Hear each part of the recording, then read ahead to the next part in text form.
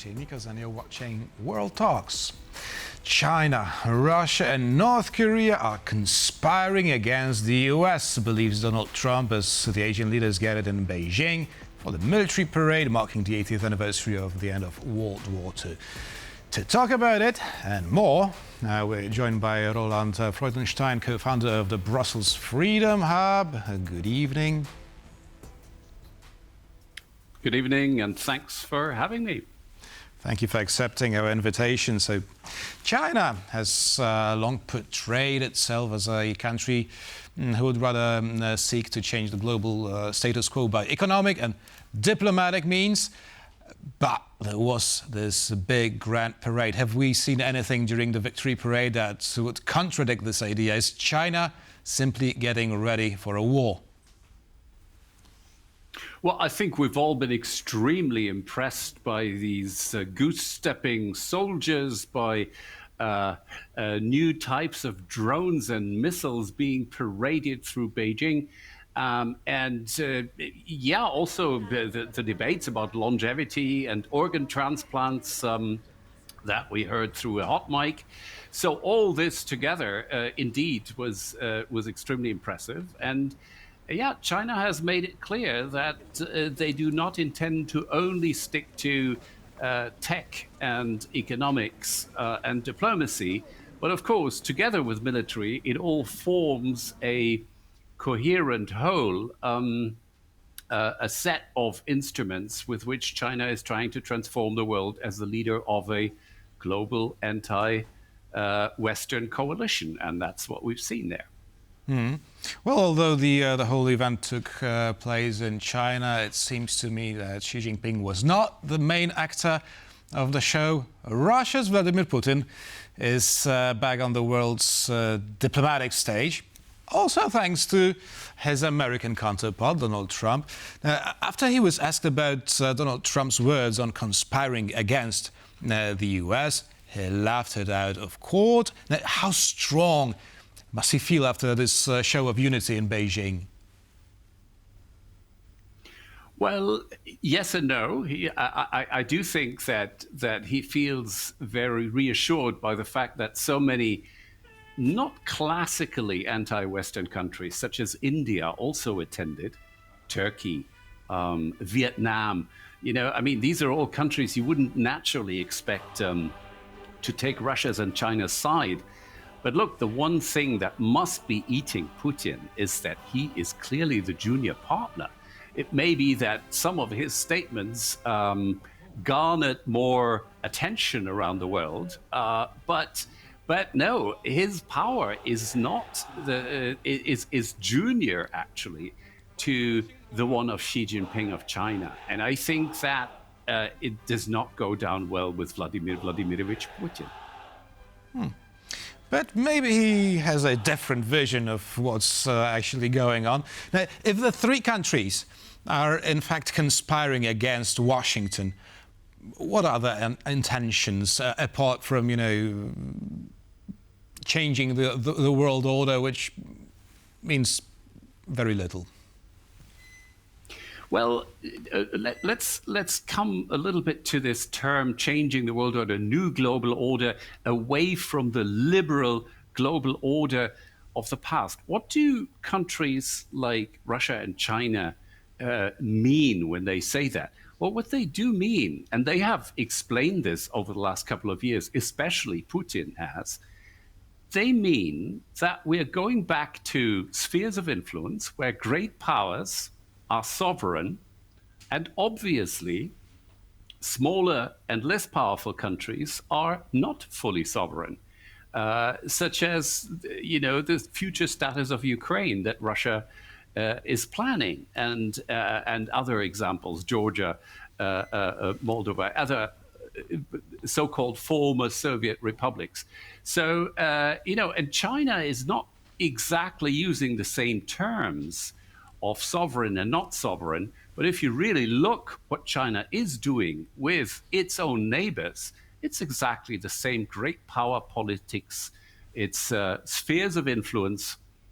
And what's most alarming is that the new inhabitant of the White House, actually, with what he is saying about Panama, about Canada, about Greenland, seems to also go in this direction, which, is something that hasn't been debated internationally in the last 2 days, but is something that should be taken into account when we talk about the new world order that the participants of that Shanghai Cooperation Organization summit were discussing.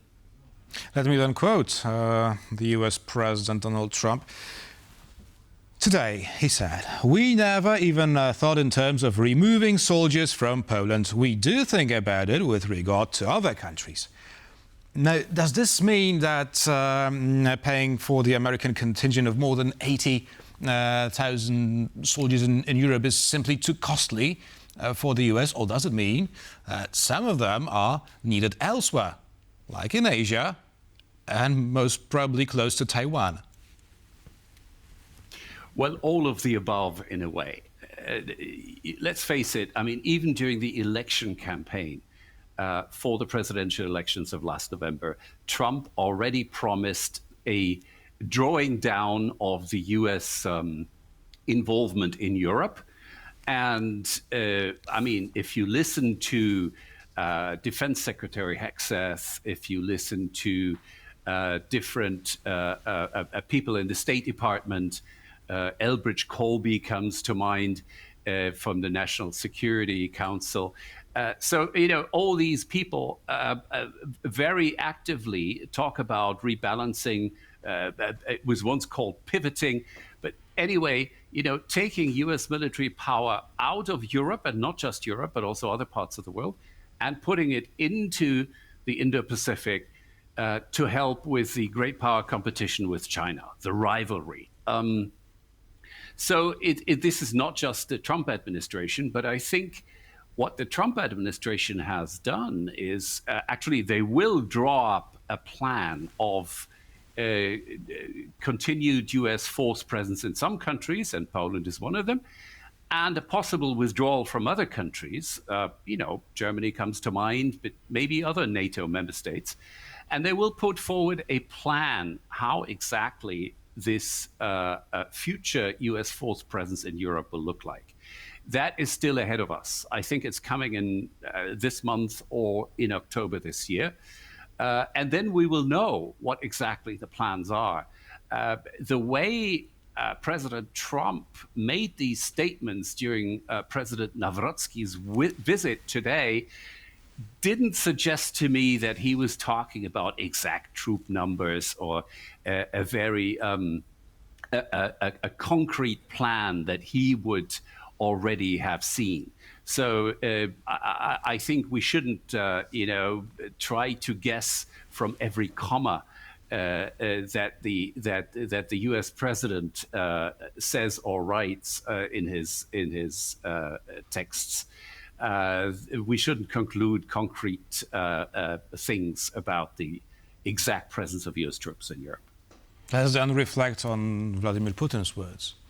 As I mentioned in the beginning, the summit in China was a great opportunity for Putin to spread his propaganda. And what do you make of Putin inviting President Zelensky to Moscow? Well, that way he's sure that there will not be a meeting because that's the one place where Zelensky cannot go. And Putin knows that exactly. Actually, Putin is trying not to meet President Zelensky because, it somehow goes against the grain of his entire narrative about Ukraine as a non-country, and certainly about Zelensky as a non-president, as someone who doesn't deserve to be president of Ukraine or whatever. But Putin doesn't want to meet any Ukrainian president on an equal basis unless that president presents him with the total surrender of Ukraine.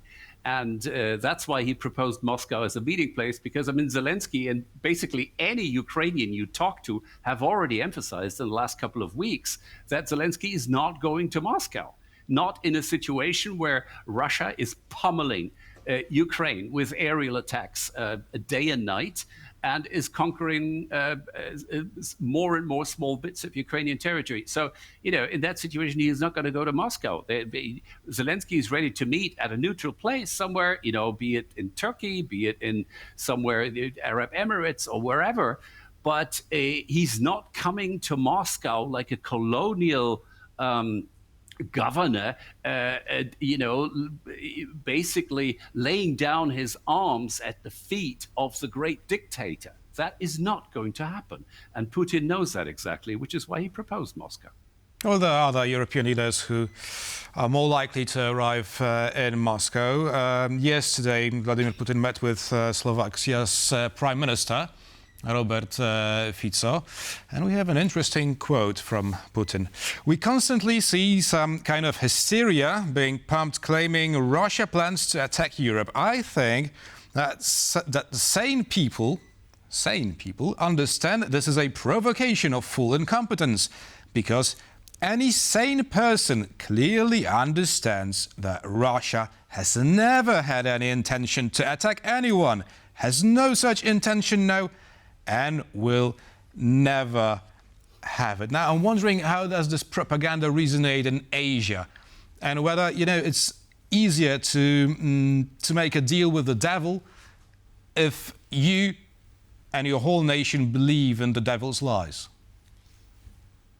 Yeah. Well, I think, there's as many sane people in Asia as there are sane people anywhere else in the world. So they completely see through these lies. Putin doesn't even have to say we're never going to attack other countries, such as, Germany, France.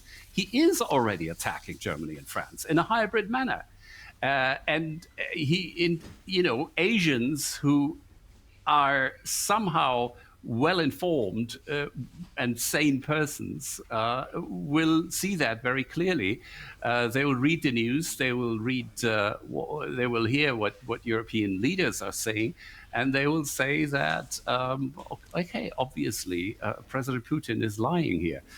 There are some Asians who are inclined maybe to believe him, or whether they believe him or not, they would still follow his narrative, because in decisive points, this narrative is pretty much the same as the one of Xi Jinping and other autocratic leaders. But honestly, no sane person in Asia or anywhere else believes Putin's lies. It's good to know that we are sane. We are sane. Roland Freudenstein, co-founder of the Brussels Freedom Hub, was our guest this evening. Thank you very much. Thank you. And thank you for watching, and stay with us for more interviews and news here on TVP World.